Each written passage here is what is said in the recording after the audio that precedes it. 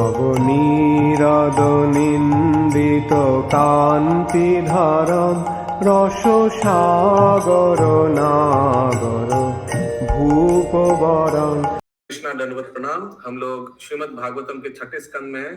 आज हम लोग 19वां अध्याय शुभारंभ करेंगे। Shrimad Bhagavatam 6th canto chapter number 19।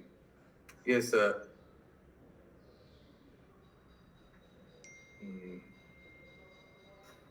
हरे कृष्णा प्रभु जी, एक प्रश्न था। आप बोले कि मरुदगण स्वर्ग लोग चले गए, लेकिन वो जस्ट बॉर्न थे तो वो तो मालूम है। तो स्वर्ग लोग तो हम बोलते हैं ना, जो वो स्वर्ग सिधार गए, ऐसे बोलते हैं। तो एकदम डिवोटी बना, एकदम ले गया, उनको दरगाह था, शायद वैकेंसी था, उस पोस्ट में लेके चला गया इंद्र। ओके, यस निर्मल गंगा माता जी, ये कथा समराइजेशन पढ़िए 19वां अध्याय का। सब ध्यान से श्रवण कीजिए प्लीज। हरे कृष्ण। अध्याय 19 पुंसवन व्रत का अनुष्ठान। इस अध्याय में बताया गया है कि कश्यप की पत्नी दीति ने किस प्रकार कश्यप मुनि के भक्ति संबंधी उपदेशों को कार्य रूप में परिणत किया।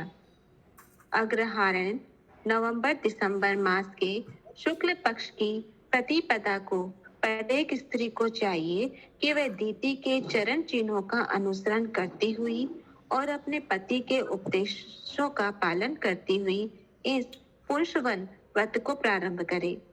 प्रातःकाल हाथ मुंह धोकर पवित्र होकर वह मरुतों के जन्म रहस्य के बारे में सुने, फिर श्वेत वस्त्र धारण करके और समुचित अलंकारों से विभूषित होकर कलेवा करने के पूर्व भगवान विष्णु तथा उनकी पत्नी लक्ष्मी जी की पूजा करे और भगवान विष्णु की कृपा, धैर्य, शक्ति, महानता तथा अन्य गुणों की महिमा तथा साथ ही समस्त वरों को देने के लिए स्तुति करे। वे सभी वर प्रदान कर सकते हैं। पूजा की समस्त सामग्रियां यथा आभूषण, यज्ञोपवीत, सुगंधि, पुष्प, अगुर तथा भगवान के पांव, हाथ तथा मुंह के प्रक्षालन के लिए जल आदि भेंट करने के बाद भगवान का इस मंत्र के द्वारा आह्वान करें। ओम नमो भगवते महापुरुषाय महानुभावाय महाविभूतिपते स महाविभूति भीबलिम उपहारिम। तब अग्नि को 12 बार आहुतियां दे और इस मंत्र का उच्चारण करें। ओम नमो भगवते ये महापुरुषाय महाविभूतिपते स्वाहा। इस मंत्र का 10 बार उच्चारण करते हुए नमस्कार करें। तब लक्ष्मी नारायण मंत्र का जाप करें। यदि गर्भवती स्त्री मंत्र किसी को मालूम है? ओके, आगे। यदि गर्भवती स्त्री या उसका पति इस भक्तिपूर्ण व्रत के नियम पूर्वक संपन्न करता है तो दोनों को फल प्राप्त होगा। इस विधि को 1 वर्ष तक चालू रखकर संयमशील पत्नी को चाहिए कि कार्तिक पूर्णिमा को उपवास रखे। दूसरे दिन पति पूर्ववत भगवान की पूजा करे और फिर अच्छा भोजन पकाकर ब्राह्मणों को प्रसाद वितरण करके उत्सव मनाए। तब ब्राह्मणों की अनुमति से पति पत्नी प्रसाद ग्रहण करे। पुंसवन व्रत के फल की महिमा बताने के बाद यह अध्याय समाप्त हो जाता है। हरे कृष्ण। तो ये कुछ तरह लाइक वही जो 1 साल उन्होंने किया उसी का डिटेल दिया हुआ है इस चैप्टर में। तो ये व्रत क्यों करता है? उद्देश्य क्या है? भगवान के भक्त के तरफ पुत्र प्राप्त करने के लिए। हाँ, पुत्र प्राप्त करने के लिए। श्रीराजो वाच व्रतं पुंसावनं ब्रह्मन् भावता यत् उदीरितं तस्य वेदितुमिच्छामि येन विष्णु प्रसीदति। येन विष्णु प्रसीदति।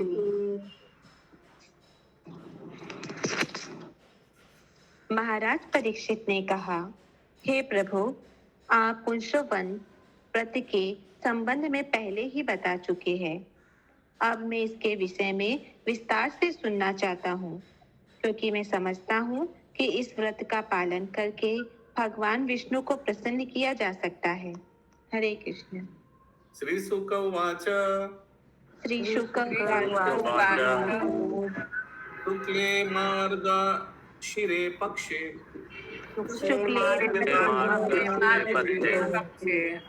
योषित भारतुर अनुज्ञया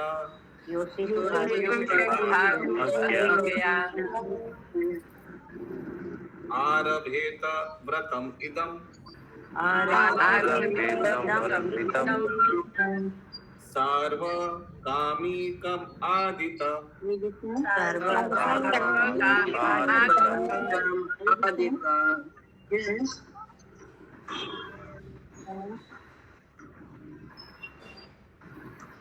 निशम्य मरुतां जन्यम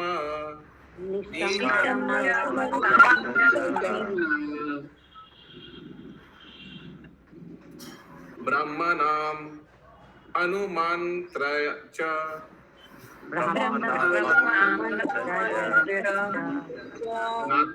नात्वा शुक्ल दति शुक्ले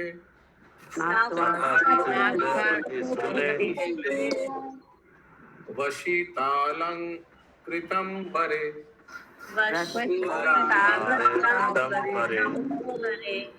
पूजयेत् प्रातरासत् प्राग्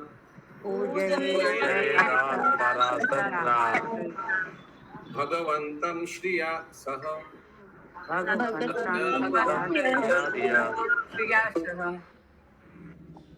सुखदेव गोस्वामी ने कहा, स्त्री को चाहिए कि अगहन मास नवंबर दिसंबर के शुक्ल पक्ष की प्रतिपदा को अपने पति की अनुमति से इस नियमित एक भक्ति को तप के व्रत सहित प्रारंभ करे, क्योंकि इससे सभी मनोकामनाएं पूरी हो सकती है।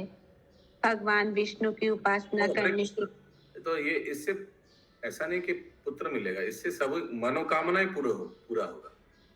ये जो व्रत है पुंसावन। आगे। भगवान विष्णु की उपासना करने के पूर्व स्त्री को चाहिए कि वह मरुतों के जन्म की कथा सुने।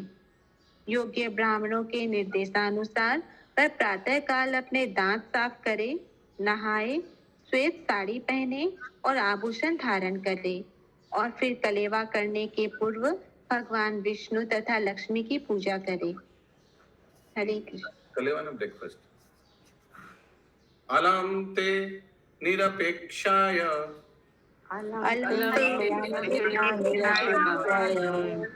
पूर्ण कामा नमोस्तुते महाविभूति पतये नमः सकाल सिद्धये।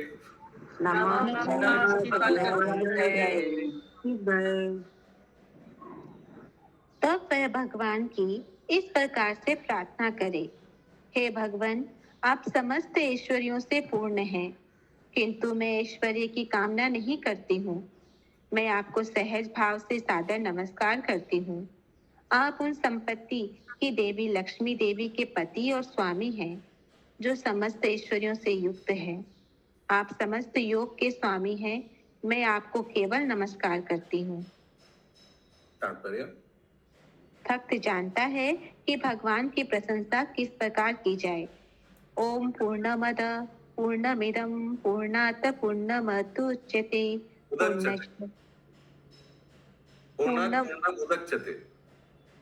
पूर्णस्य पूर्णमादाय पूर्णमेवावशिष्यते। श्री भगवान परम पूर्ण है, अतः उनके समस्त उद्गम या उनका व्यवहार जगत समग्रतः पूर्ण से युक्त है। जो कुछ पूर्ण से उत्पन्न होता है वह भी स्वयं में पूर्ण होता है। क्योंकि भगवान परम पूर्ण है, इसीलिए उनसे अनेक पूर्ण इकाइयां उद्गत होने पर भी वे पूर्ण शेष बचे रहते हैं। इसीलिए परमेश्वर की शरण में जाने की आवश्यकता होती है। भक्त की जो भी आवश्यकताएं होती है वो श्री भगवान उसकी पूर्ति करते हैं। तेषां नित्या अभियुक्तानां योगक्षेम व्याहम। इसीलिए शुद्ध भक्त भगवान से किसी वस्तु की याचना नहीं करेगा। वह केवल उन्हें नमस्कार करता है और भक्त द्वारा जो भी अर्पित किया जाता है, भले ही पत्रम पुष्पम फलम तोयम ही क्यों न हो, भगवान उसे स्वीकार करते हैं। किसी बनावटी प्रयास को करने की कोई आवश्यकता नहीं रहती। उत्तम यही होता है कि सीधे साधे ढंग से जो भी प्राप्त हो उसे भगवान को आदर भाव से नमस्कार पूर्ण अर्पित किया जाए। भगवान अपने भक्तों को समस्त ऐश्वर्य प्रदान करने में पूर्णतया सक्षम है। हरे कृष्ण। यथा त्वं कृपया भूत्वा यथा त्वं कृपया भूत्वा तेजसा महिमौजसा तेजसा जुष्ट ईश गुणे सर्वेस् दुष्ट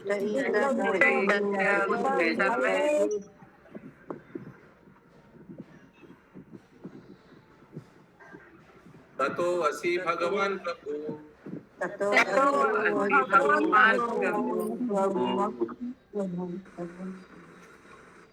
हे भगवान, आप अहेतु की कृपा, समस्त ऐश्वर्य, समस्त तेज तथा समस्त महिमा, बल एवं दिव्य गुणों से युक्त होने के कारण हर एक के स्वामी पूर्ण पुरुषोत्तम भगवान हैं। तात्पर्य: इस श्लोक में आगत ततो असि भगवान प्रभु शब्दों का अर्थ इस प्रकार है। अतः आप प्रत्येक के स्वामी पूर्ण पुरुषोत्तम भगवान हैं। हरे कृष्ण। तो देखिए, पिछले श्लोक में सुखदेव गोस्वामी जी बता रहे थे कि उस व्यक्ति को इस तरह प्रार्थना करना चाहिए, राइट? किस तरह? अभी प्रार्थना शुरू हुआ।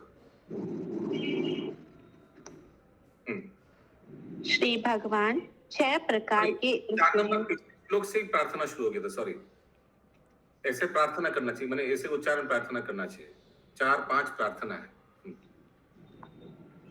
श्री भगवान 6 प्रकार के ऐश्वर्य से पूर्ण होने के साथ साथ अपने भक्तों पर अत्यंत दयालु है। यद्यपि वे पूर्ण हैं, किंतु फिर भी वे चाहते हैं कि सभी जीवात्माएं उनकी शरण में आकर उनकी सेवा करें। इस प्रकार से वे प्रसन्न होते हैं। यदि वे स्वयं में पूर्ण हैं, तो भी अपने भक्तों द्वारा पत्रम पुष्पम फलम तोयम भक्ति पूर्वक अर्पित किए जाने पर प्रसन्न होते हैं। कभी कभी भगवान अपने भक्त से भोजन मांगते हैं, जैसे कि वे भूखे हो, जिस प्रकार माता यशोदा से भगवान कृष्ण। कभी कभी वे अपने भक्तों को स्वप्न में बता देते हैं कि उनका मंदिर तथा उनका बगीचा अब जीर्ण हो चुके हैं, जिससे वे उनका उपयोग अच्छी तरह से नहीं कर सकते। इस प्रकार वे भक्तों से अपनी मरम्मत के लिए कहते हैं। कभी कभी वे पृथ्वी के अंदर गाड़ दिए जाने पर स्वयं बाहर आने में असमर्थ बताकर अपने भक्तों से उनकी रक्षा करने को कहते हैं। ये तो मालूम है, ये तो गोविंद जी बताया था रूप गोस्वामी को कि मैं इधर झाड़ियों के बीच में, लेकिन ये मेरा गार्डन ठीक नहीं है, मेरा मंदिर थोड़ा ठीक नहीं है। ये कोई लीला को याद आ रहा है? गोविंद देव जी बताए थे ना इनको, जय सिंह को, कि मेरा मंदिर यहाँ होना चाहिए। महाराज जय सिंह बोले। महाराज जय सिंह। अच्छा, क्या बोला था? उन्होंने अपना मंदिर रिप्लेस कराया ना। पहले महाराज जय सिंह कहीं और बनवा रहे थे, फिर उन्होंने गोविंद देव जी ने बताया कि यहाँ बनवाओ, हवा महल के पीछे। अच्छा, ओके, यस यस। अच्छा, वो गोविंद जी ने बताया था। तो यस, महामंजरी माता जी। और कोई? गिरिराज में भी जो है गोपाल जी, जो जहाँ पे गाय आके दूध डालती थी, वो वहाँ से निकालने के लिए बोले थे ना। हाँ, वही तो, झाड़ियों के नीचे में बहुत गर्मी लग रही थी, तो चंदन यात्रा भी उसी से शुरू हुआ, वो भी बोले थे। हाँ, करेक्ट। तो भगवान का कोई आवश्यकता नहीं है, फिर भी भक्तों से सेवा लेते रहते हैं, भक्तों को आनंद प्रदान करने के लिए। आगे। कभी कभी अपने भक्तों से पूरे विश्व में घूमकर उनके यश का प्रचार करने के लिए कहते हैं। यद्यपि वे अकेले इस कार्य को करने में सक्षम हैं। यद्यपि श्री भगवान सभी धन धान्य से संपन्न और आत्मनिर्भर हैं, किंतु फिर भी वे अपने भक्तों पर आश्रित रहते हैं। अतः भगवान तथा उनके भक्तों का संबंध अत्यंत गुह्य है। केवल भक्त ही जान पाते हैं कि संपूर्ण होकर भी भगवान किसी विशेष कार्य के लिए किस प्रकार भक्तों पर आश्रित रहते हैं। सबसे बड़ा उदाहरण तो रामायण है। अब पूरा रामायण में हम लोग देखा कि भगवान कितना असहाय लग रहा था ना, कितना भक्त लोग से, विभीषण से, हनुमान जी से, सब हर एक चीज में, पद पद में भगवान। कितना बार देखा लक्ष्मण जी भगवान को आश्वासन दे रहे हैं, डोंट वरी बिग ब्रदर, हो जाएगा, सब कुछ ठीक हो जाएगा। यस, हमको नहीं लग रहा है कि भगवान इतना असहाय और कोई लीला में देखा जितना रामायण में। यस, आगे। इसकी व्याख्या भगवत गीता 11.33 में की गई है, जहाँ श्री कृष्ण अर्जुन को बताते हैं, निमित्त मात्रम भव सेव्य साधीन। हे अर्जुन, तुम केवल युद्ध के निमित्त कारण बनो। यद्यपि श्री कृष्ण कुरुक्षेत्र युद्ध में अकेले जीत सकने की क्षमता रखते थे, किंतु फिर भी उन्होंने अपने भक्त अर्जुन को युद्ध के लिए प्रेरित किया और जीत का कारण बनने के लिए कहा। श्री चैतन्य महाप्रभु अपने नाम तथा संदेश को सारे विश्व में प्रसारित करने में पूर्ण सक्षम थे, किंतु फिर भी इसके लिए वे अपने भक्तों पर निर्भर रहे। इन सब से ये स्पष्ट हो जाता है कि भगवान की आत्मनिर्भरता का सबसे महत्वपूर्ण पक्ष यह है कि वे अपने भक्तों पर निर्भर हैं। यही उनकी अहेतु की कृपा कहलाती है। जिस भक्त ने भगवान की इस अहेतु की कृपा को अनुभव द्वारा देखा है, वही स्वामी तथा दास को समझ सकता है। हरे Krishna. The devotee who has perceived this causeless nature, of the Supreme Personality of God by realization, अनुभूति से जो समझ पाते हैं ये व्यक्ति, वो व्यक्ति can understand the master and the servant। ये प्रभु और दास का ये संपर्क समझ सकते हैं। विष्णु पत्नी माहे महामाये, विष्णु पत्नी महापुरुष लक्षणे, प्रियता में महाभागे, लोकमातर नमोस्तुते।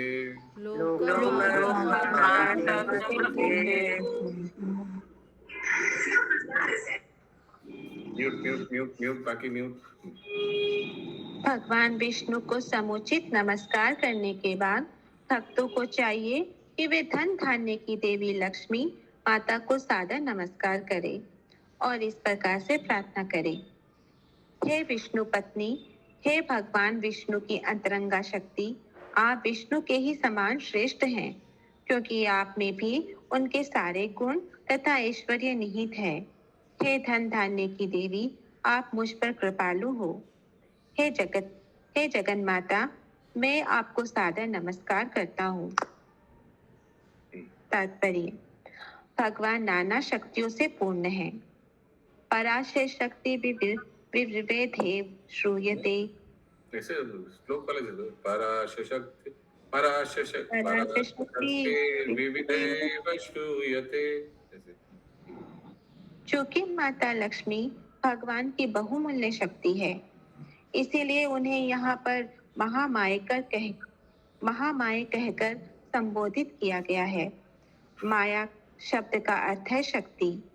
भगवान विष्णु अपनी प्रमुख शक्ति के बिना सर्वत्र अपनी शक्ति का प्रदर्शन नहीं कर पाते। कहा गया है, शक्ति शक्तिमान अभेद, शक्ति तथा शक्तिमान एक ही हैं। अतः माता लक्ष्मी भगवान विष्णु की नित्य संगिनी है। वे दोनों निरंतर साथ रहते हैं। कोई भी भगवान विष्णु के बिना लक्ष्मी को अपने घर में नहीं रख सकता। यदि कोई ऐसा सोचे तो उसके लिए ये घातक होगा, क्योंकि भगवान की सेवा के बिना लक्ष्मी माया बन जाती है, किंतु भगवान विष्णु के संग में वे सदैव किंतु भगवान विष्णु के संग में वे निसंदेह पराशक्ति है। हरे Krishna. To keep Lakshmi or the riches of the Lord without the service of the Lord is always dangerous. For then Lakshmi becomes the illusionary energy. With Lord Vishnu, however, Lakshmi is spiritual energy. तो भक्त लोग थोड़ा रख सकते हैं पैसा वैसा ऐसे लग रहा है, लेकिन अभक्त को तुरंत लक्ष्मी आने से दान कर दो मंदिर में, क्योंकि डेंजरस है। अगर विष्णु नहीं है, भगवान विष्णु का आराधना नहीं हो रहा है, उस लक्ष्मी उस स्थान में रहना बहुत डेंजरस है। समझ में आया? लास्ट सेंटेंस फिर से पढ़िए, लास्ट सेंटेंस। कहाँ चले गए माता जी? यदि ऐसा कोई सोच, और दो लास्ट टू सेंटेंस, सॉरी। अतः माता लक्ष्मी भगवान विष्णु की नित्य संगिनी है। वे दोनों निरंतर साथ रहते हैं। कोई भी भगवान विष्णु के बिना लक्ष्मी को अपने घर में नहीं रख सकता। यदि कोई ऐसा सोचे तो उसके लिए ये घातक होगा, क्योंकि भगवान की सेवा के बिना लक्ष्मी माया बन जाती है, किंतु भगवान के संग में वे निसंदेह पराशक्ति है। अभी जो मंत्र है बहुत लंबा मंत्र है। ओम नमो भगवते महापुरुषाय, ओम नमो महापुरुषाय महानुभावाय महाविभूति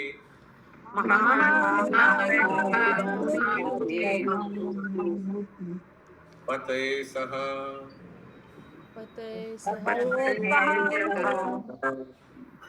महाविभूतिर्बलिम् उपाहरामुमिति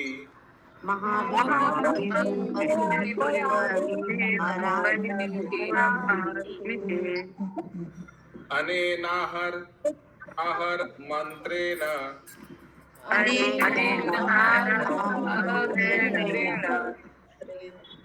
विष्णुरवाहनार्घ्य पाद्योपास्पर्शना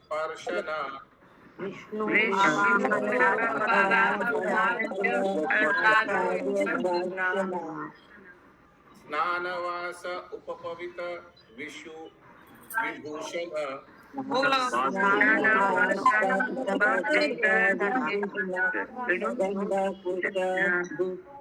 गलत बोला। स्नानवास उपवित विभूषण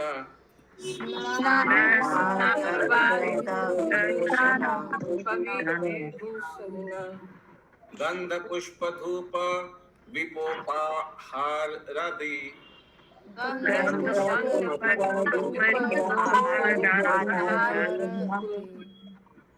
उपाचारन सुषामा हितोपहरेत्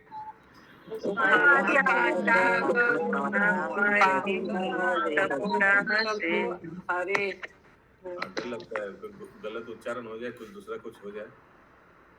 तात्पर्य, हे छह ऐश्वर्यों से युक्त भगवान विष्णु, आप सर्वश्रेष्ठ भोक्ता एवं सर्वशक्तिमान हैं।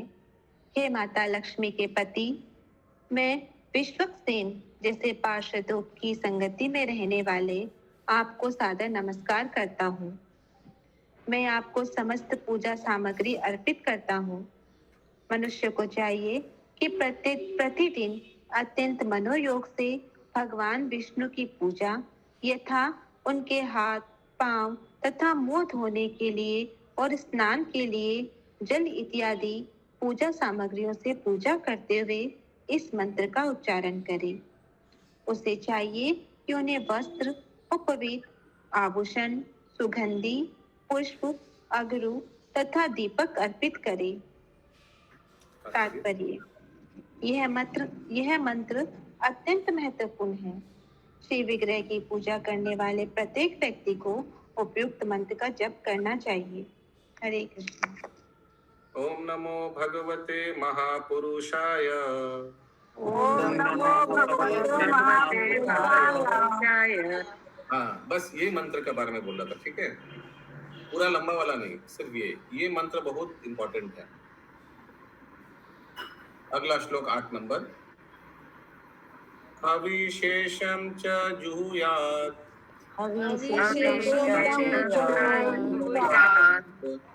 अनले द्वादशाहुति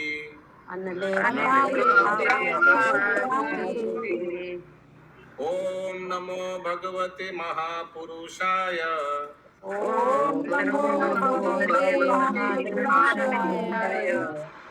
महाविभूति पतये स्वहेति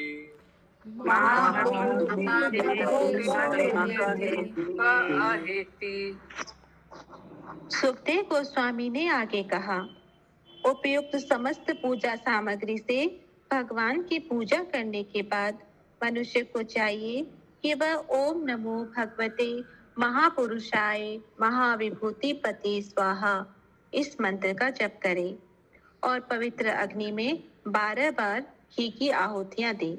हरे कृष्ण। श्रियं विष्णुं च वरदौ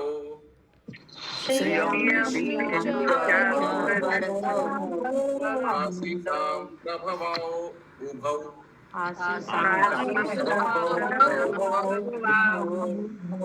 भक्त्या सम्पूजये नित्यम्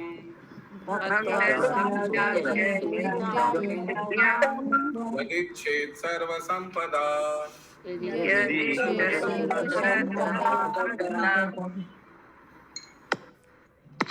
यदि किसी को समस्त ऐश्वर्यों की चाहत है तो उसका कर्तव्य है कि प्रतिदिन भगवान विष्णु की पूजा उनकी पत्नी लक्ष्मी सहित करे। उसे परम आदर से उपयुक्त विधि से उनकी पूजा करनी चाहिए। भगवान विष्णु तथा ऐश्वर्य की देवी का अत्यंत शक्तिशाली संयोग है। वे समस्त वरों को देने वाले हैं तथा समस्त सौभाग्य के स्रोत हैं। अतः हर एक का कर्तव्य है कि लक्ष्मी नारायण की पूजा करे। तात्पर्य ये मंत्र में नहीं है, ये ऐसे ही सुखदेव गोस्वामी जनरली बता रहे हैं। तात्पर्य लक्ष्मी नारायण अर्थात भगवान विष्णु तथा माता लक्ष्मी सबों के हृदय में सदैव विराजमान रहते हैं। ईश्वर सर्वभूतानां हृदय हृदय हृदय देश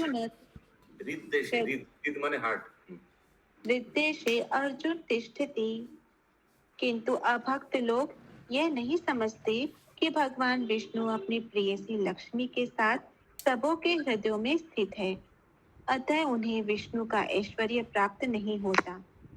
पाखंडी लोग कभी कभी दरिद्र मनुष्य को दरिद्र नारायण कहकर पुकारते हैं। ये अत्यंत अवैज्ञानिक है। भगवान विष्णु तथा माता लक्ष्मी सदैव प्रत्येक व्यक्ति के हृदय में स्थित रहते हैं, विशेष रूप से उनके हृदय में जो दरिद्र नहीं है। लेकिन इसका अर्थ यह नहीं है कि प्रत्येक व्यक्ति नारायण है। नारायण के प्रसंग में इस शब्द का व्यवहार अत्यंत कुत्सित है। भगवान कभी दरिद्र नहीं बनते, अतः वे कभी दरिद्र नारायण नहीं कहे जा सकते। वे तो सबों के हृदयों में विद्यमान हैं, किंतु वे न तो दरिद्र हैं न धनी। केवल ऐसे धूर्त लोग जो नारायण के ऐश्वर्य को नहीं जानते उन पर दरिद्रता का आघात पहुंचाने का प्रयास करते हैं। मेन उद्देश्य क्या है ना, बोल देता है देखो ये दरिद्र नारायण पूजा है, गरीबों को सेवा करो, दरिद्र नारायण ऐसे करके पैसा उठाते हैं। बोला ये दरिद्र लोग को तुम पूजा करोगे, इनका सेवा करोगे, इनमें दान दोगे तो भगवान नारायण को दान देने जैसा है। ऐसे करके लक्ष्मी कंधा उठाते हैं। यही मेन उद्देश्य है। अंतिम श्लोक आज का। प्रणामे दंडवत भूमौ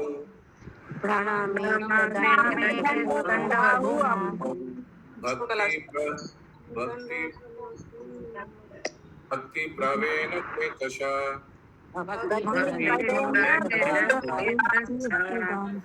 दशवारं जपेन् मंत्रम्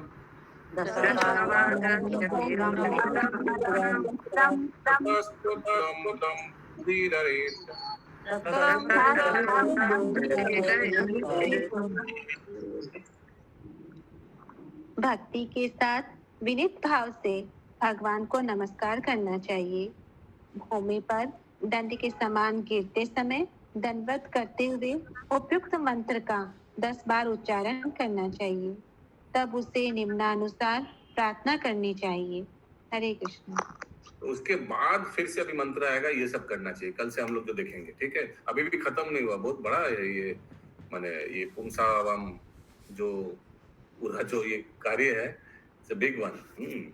अभी फिर से दंडवत करके फिर से जो मंत्र आएगा वो कल से हम लोग करेंगे। ग्रंथराज श्रीमद् भागवतम की जय। जय जय प्रभुपाद जी की जय।